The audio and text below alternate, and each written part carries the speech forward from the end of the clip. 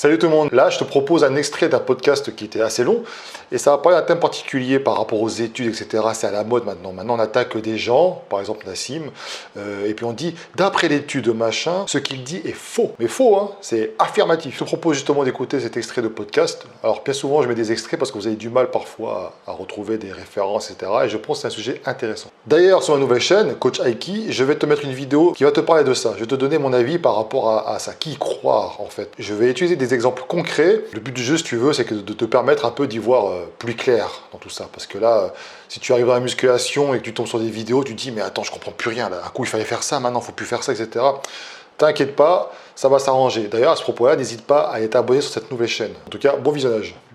Et justement, Michael, par rapport aux gens qui se basent sur des études pour expliquer que ce mouvement-là n'est plus bon, etc., c'est comme ça que tu procèdes toi aussi pour choisir des mouvements? Mais non, mais attends, il y a une chose où il faut se mettre d'accord sur de, de, de se pignoler sur Pornotube, ça compte pas comme étude scientifique. Hein.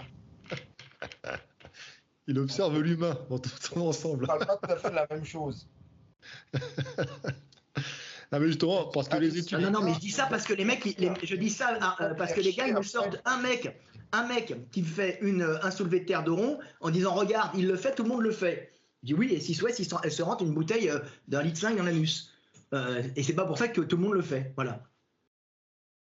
C'est ça, c'est-à-dire que c'est pas des études, c'est ridicule. Ah parce que c'est pas les études, souvent, ça concerne pas non plus toute une population, tu sais, c'est pas non plus 400, 4000 mecs, 5000 mecs, tu vois. Et j'ai les mecs, à chaque fois, alors, je parle pas de ceux-là en particulier, mais des fois, je vois même des Instagrammeurs, etc., qui parfois mettent le lien d'études et parfois ont réussi à l'avoir, l'étude en complet.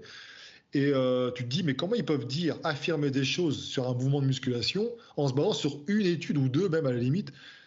Je veux dire, les études à tous sont contraires, de toute façon. En général, je sais pas, Et donc, du coup, la question que je me pose, c'est comment vous faites pour valider que telle étude est valable pour démontrer le mouvement que vous voulez utiliser ou.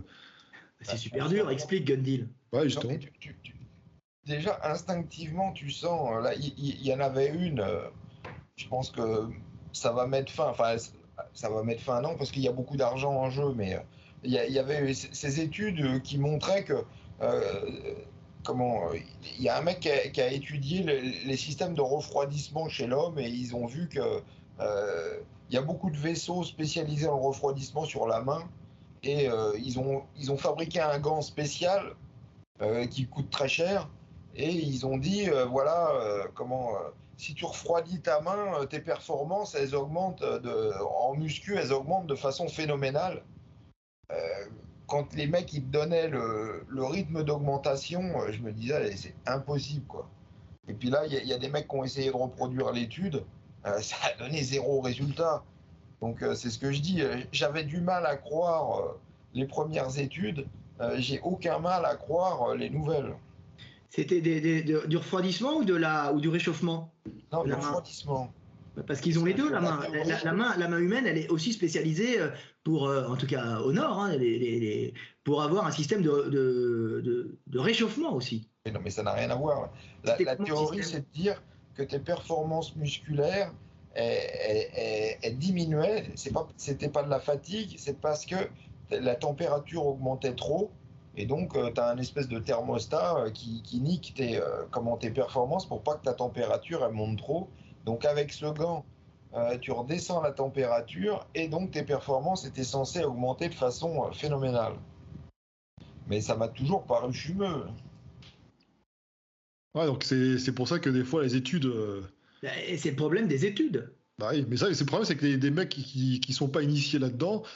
Tu vois, je me rappelle à la fac, on a été initiés aux études, mais même avec le niveau qu'on a, t'es pas à l'abri des pièges. Il faut des mecs qui pratiquent ça depuis des années.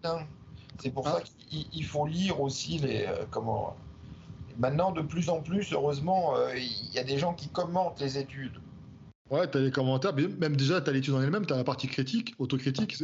Ouais, il y a autocritique, mais bon.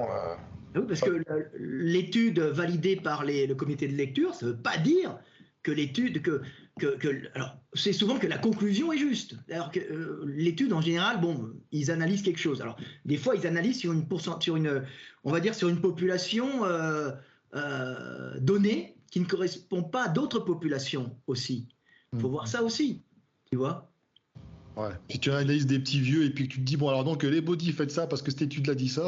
Ouais, ou bien tu analyses des Japonais et par exemple, ils m'avaient envoyé des vidéos, des études très intéressantes, je crois que sur des Japonais ou des Chinois, je me souviens plus. Non, c'est les Japonais ils ont tout mesuré, c'est les sprinters. Voilà, chez les sprinters, mais chez les sprinters japonais, puis après il y a une très bonne pas contre-étude, mais une étude qui va un peu dans l'autre sens parce qu'ils ont pris japonais et Kenyan. Et là, tu vois que c'est pas les mêmes résultats. Parce que c'est deux populations différentes avec deux adaptations à deux milieux différents. Donc c'est super intéressant à voir et il faut toujours prendre du recul sur l'étude, voir qui est-ce qui a été étudié, quelle population, et que si tu étudies ça sur, par exemple, des Européens ou des Africains subsahariens, la conclusion qu'ils vont tirer est fausse. Tu vois, c'est souvent des aberrations. Alors, c'est pas de leur faute, mais alors, ils le font en médecine maintenant. Ils savent très bien, les anthropologues, les médecins, alors médecins anthropologues savent très bien qu'ils sont obligés de modifier les livres de médecine, tu vois, les livres techniques de médecine ou de chirurgie, parce qu'il y a des variations d'un groupe ethnique à l'autre. Ce qui est valable pour un groupe ne l'est pas pour l'autre.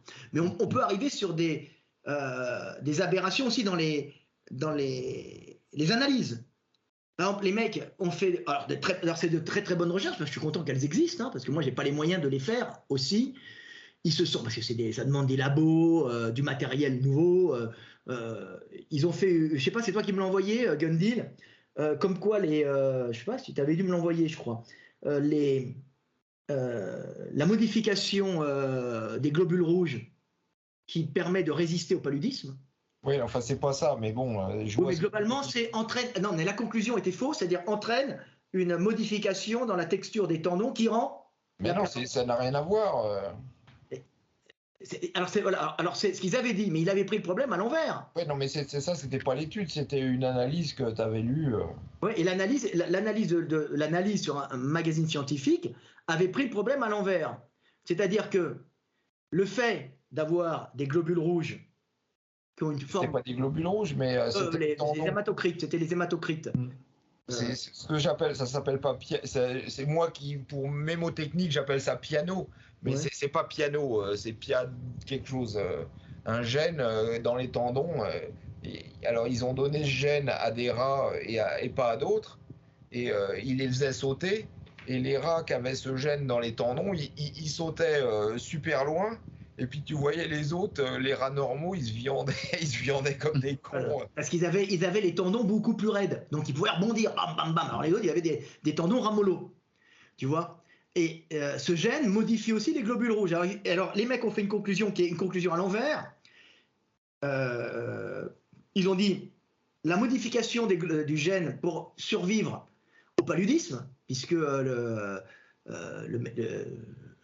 ce pathogène se fixe moins avec ce type de globules rouges, entraîne une modification des tendons qui te rend plus véloce. C'est pas du tout ça ce qui se passe. C'est les premières confrontations que vont avoir les êtres humains dans les climats chauds. C'est pas de lutter contre le paludisme, c'est globalement de lutter contre la surchauffe de l'organisme en climat chaud, sec ou chaud humide. C'est terrifiant. Il ne faut pas que ton cerveau il monte en surchauffe. Donc, ils vont avoir des tendons plus raides.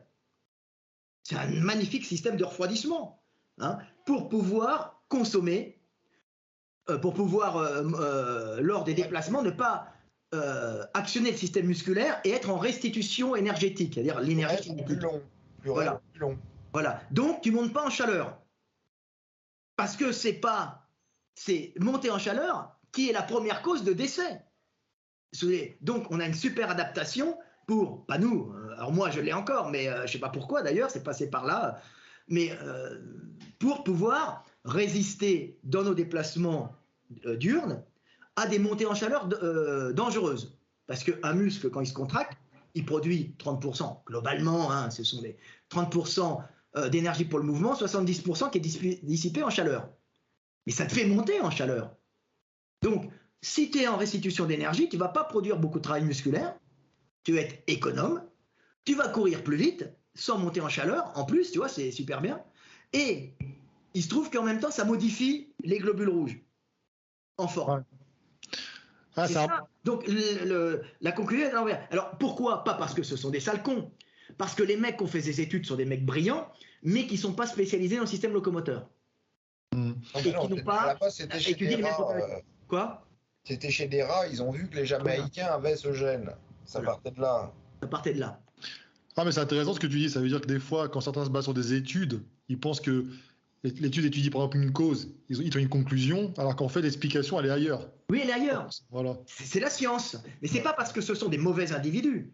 Ils ont fait une découverte, je suis incapable de la faire. Gundil est incapable de la faire. Cette observation, on n'a pas les outils, c'est même très intelligent de la faire. La conclusion est mauvaise, pas parce qu'ils sont mauvais, parce qu'ils n'ont pas étudié le système locomoteur et les adaptations du système locomoteur à des problèmes de thermorégulation au chaud ou au froid. C'est pour ça que je dis que. Ils l'avons étudié, puisque c'est directement lié à la performance sportive.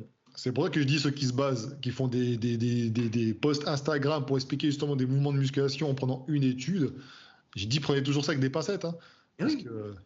C'est des mecs de 20 à 30 ans, imbus, qui ont sorti 3 études et qui pensent qu'en étudiant 3 études, j'exagère, mais allez, en étudiant 100 études, ils sont au top et ils ont compris le fonctionnement du monde. Mais non, mon gars, t'as 30 ans, même nous, à plus de 50 ans, on n'a pas encore tout compris. Mais nous, on a encore 20 ans de recherche de plus que toi et d'analyse, et on a vu où ça plantait, où ça marchait. Donc les vieux grisonnants, hein, ils connaissent.